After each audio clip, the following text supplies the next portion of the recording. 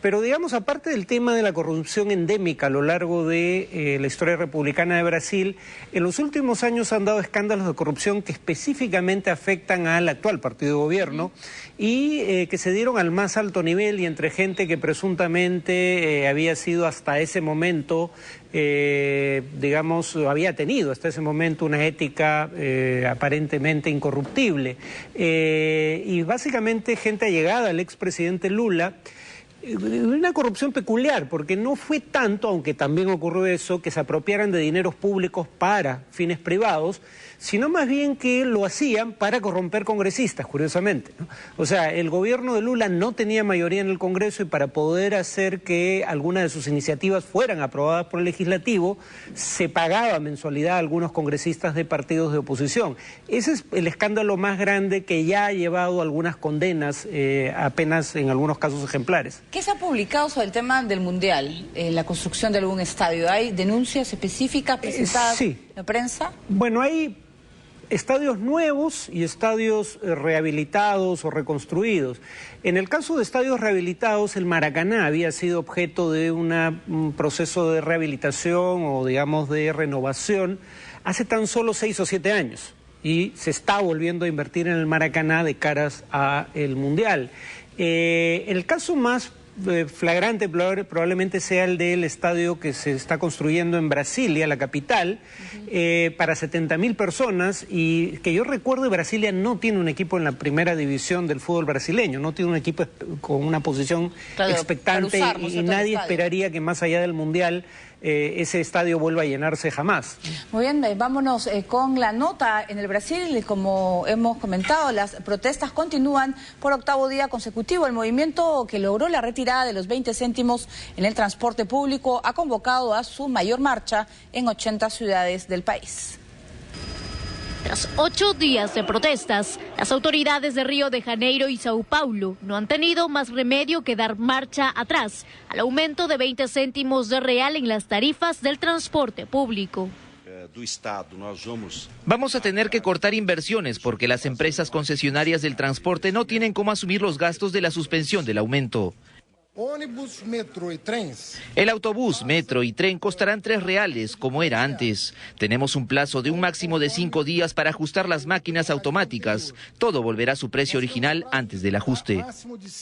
Con esta medida, los alcaldes de las ciudades más pobladas de Brasil se unieron a las otras ciudades que renunciaron a las subidas ante el avance de las protestas que han dejado perplejos a un país que ante los ojos del mundo tenía una galopante economía. Protestas que no se habían visto en años. La marcha atrás no logró, sin embargo, frenar las movilizaciones.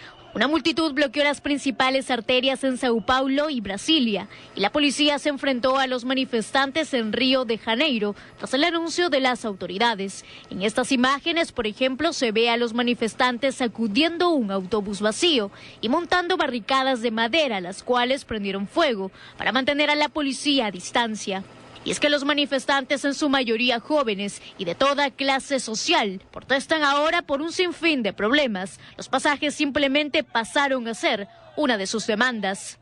Los enfrentamientos también se dieron entre los ídolos de la selección de Brasil, quienes se han dividido a la hora de exponer sus posturas sobre las manifestaciones. El principal cruce de palabras se dio entre el antiguo crack Pelé y el ícono de los 90, Romário. El futbolista Pelé pidió en un video colgado en la red a los brasileños que dejen atrás las protestas y se concentren en los preparativos del Mundial 2014 y en la Copa Confederaciones que se celebra en estos días en Brasil. Pido a los brasileños que no confundan las cosas. Estamos preparando la Copa del Mundo. Vamos a apoyar a la selección nacional. Vamos a olvidar la confusión que reina en Brasil. Vamos a olvidar las protestas. Por su parte, Romário lo mandó a callar y dijo que Pelé en silencio es un poeta y que no tiene conciencia de lo que pasa realmente en el país. En tanto, la joven estrella del fútbol, Neymar, también manifestó su postura y apoyó a favor de las protestas de sus compatriotas en las calles. Ha lamentado que sea necesario manifestarse para pedir un mejor transporte, salud, educación y seguridad. Y ha asegurado que se inspirará en los manifestantes y sus reclamos para jugar mejor con Brasil en esta Copa Confederaciones. La presidenta Dilma Rousseff ha tenido por su parte que aplazar su viaje a Japón de la próxima semana para estar atenta a esta situación. La presidenta tenía programado en Tokio un encuentro con el primer ministro nipón Shinzo Abe y ser recibida en audiencia por el emperador Akihito. Muy bien, y como vemos, la situación está complicada, incluso un cruce pues de palabras entre Pelé y Romario. Son posiciones, creo que es complicado también para un ídolo como Pelé, que tampoco se quiere pelear pues con el gobierno, ni tampoco quedar mal ante los millones de brasileros que lo apoyan, ¿no? Bueno, Pelé fue, si mal no recuerdo, ministro de Deportes, no recuerdo si con Cardoso, creo que con Lula, el primer gobierno de Lula, y Pelé es uno de los que peleó para que Brasil tuviera la sede del Mundial del próximo año, y es probablemente una de las personas más identificadas con el proceso de organización de ese Mundial. Lo que Pelé no entiende es que la gente no está protestando contra el fútbol o contra el Mundial, está protestando contra lo que considera, al margen de si tiene o no razón, digamos, gastos superfluos para organizar este evento, y en general las prioridades de gasto público, que no estarían en lo que deberían estar en temas de políticas sociales como salud y educación, y no tanto en la organización del Mundial. Pero no es que estén contra la selección, pifiaron a la presidenta algunos, no pifiaron a la selección, y dicho sea de paso, si las manifestaciones están sirviendo de fuente de inspiración a Neymar, creo que su desempeño no podía ser mejor. Pero bueno, al margen de esa anécdota, tenemos ya un perfil más claro de quiénes están protestando, porque por lo menos en Sao Paulo un diario local hizo una encuesta entre manifestantes, y como se preveía, primero son fundamentalmente jóvenes, la mayoría de ellos menores de 25 años, son jóvenes sobre todo de clase media, no de los estratos, digamos, de menores ingresos, 77% con algún nivel de educación superior o están en la universidad en este momento. Es un perfil que se viene repitiendo en una serie de escenarios distintos. Es el mismo tipo de jóvenes que protesta en la plaza Taksim en Estambul, el mismo tipo de jóvenes que protestó en los orígenes de las revueltas en Egipto, por ejemplo, y en Túnez. Pero ahí hay que tener en cuenta una diferencia. En Egipto, donde uno podría decir que ese movimiento fue exitoso porque finalmente logró derrocar al régimen, lo que era una dictadura, a diferencia de Turquía y Brasil, ese movimiento logra derrocar al régimen cuando a los jóvenes universitarios se suman sindicatos y partidos de oposición. Claro, todo el mundo que quiera acercarse, porque esa es la gran diferencia, ¿no? Que el movimiento por el pase libre es el organizador, el gran organizador de esta gran manifestación, y realmente son impresionantes las imágenes que estamos viendo tanto de Brasil, de Río y otras ciudades brasileras con lo que está pasando en ese país. Muy bien, y la nueva tecnología de los drones también está cobrando un papel fundamental en estas protestas.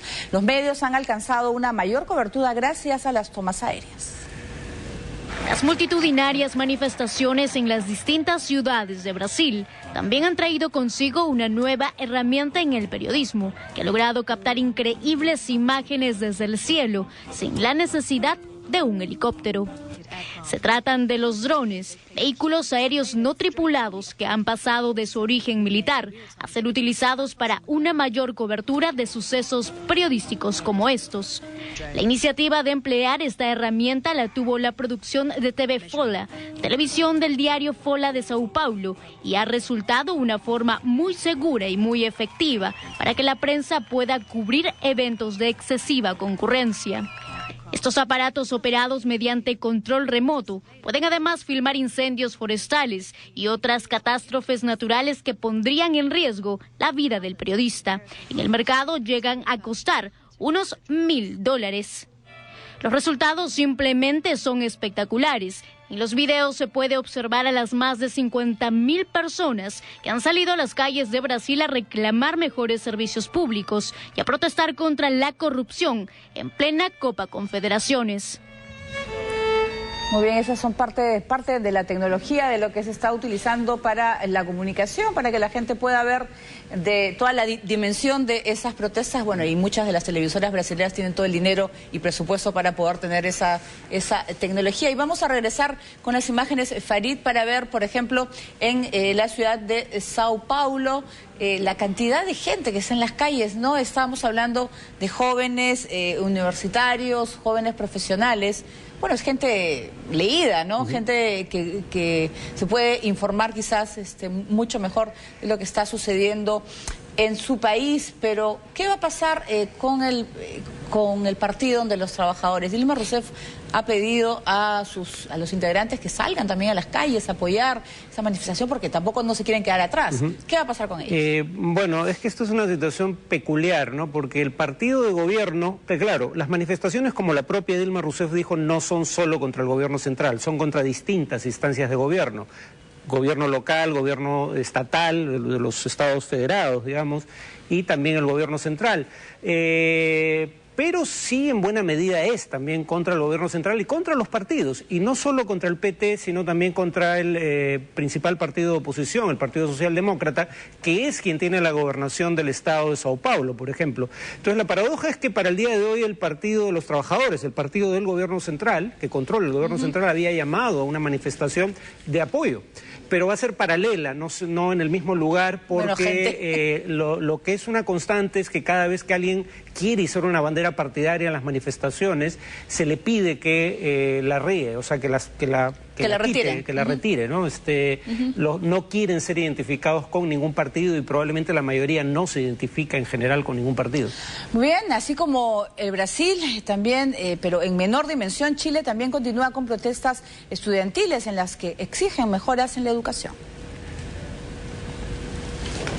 Convocada por una agrupación de estudiantes secundarios y de universidades privadas en demanda de una educación gratuita y de calidad, terminó hoy con algunos incidentes en el sector céntrico de Santiago de Chile. La manifestación, convocada por la izquierdista coordinadora de cordones secundarios, el movimiento de estudiantes de la educación superior privada, reunió a unas 1.200 personas. La Intendencia de la capital chilena autorizó la movilización en un tramo de unos 2 kilómetros de la Alameda Bernardo O'Higgins, la principal avenida de Santiago, pero algunos encapuchados trataron de continuar hasta el Ministerio de Educación, lo que generó los incidentes. La policía empleó chorros de agua y gases para dispersarlos. El comercio tuvo que cerrar sus puertas a causa de los disturbios, que incluyeron una agresión contra un equipo periodístico, el canal de noticias 24 horas. La policía también dio cuenta del hallazgo de 3 bombas incendiarias que desconocidos habían ocultado previamente en recipientes de basura a lo largo del trayecto de la marcha. Bien, vamos ahora con la presidenta argentina, Cristina Fernández, quien lanzó hoy duras críticas al Poder Judicial de su país e insistió en democratizar la justicia tras el fallo de la Corte Suprema que declaró inconstitucional una reforma para la elección popular de los miembros del órgano de designación y destitución de jueces. Y dijo, no hay buena seguridad si no hay buena justicia. La mandataria afirmó que parte de los problemas de seguridad que tienen los argentinos tienen que ver con la justicia. Recordemos que esta semana la Corte Suprema Argentina declaró inconstitucional la elección por voto popular de parte de los jueces que integran el Consejo de la Magistratura encargado de nombrar y revocar magistrados. Muy bien, y nos vamos a Colombia. Más de 39.000 secuestros se registraron durante los últimos 40 años, un tercio de ellos atribuido a la guerrilla, según un estudio publicado en el Centro de la Memoria Histórica de Bogotá. La investigación encontró un alto nivel de impunidad. Sobre el 8% de los casos, los secuestradores fueron llevados a juicio y condenados por las Fuerzas Armadas Revolucionarias de Colombia, FARC. Se le atribuye el 37% de los casos de secuestro en estas 4 décadas, y fue durante los 90 cuando la guerrilla realizaba unos 2.000 secuestros cada año, mientras que al Ejército de Liberación Nacional, ELN, se le atribuyen el 30%. En tanto, a las autodefensas de derecha se le atribuye el 4% de los casos. Sin embargo, las bandas criminales han desplazado actualmente a las FARC como el grupo que más recurre a dicha práctica.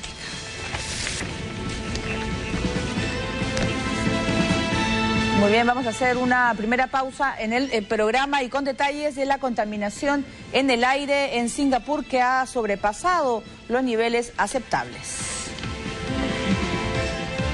Y también vamos a regresar con detalles. Hoy se celebra el Día Mundial del Refugiado.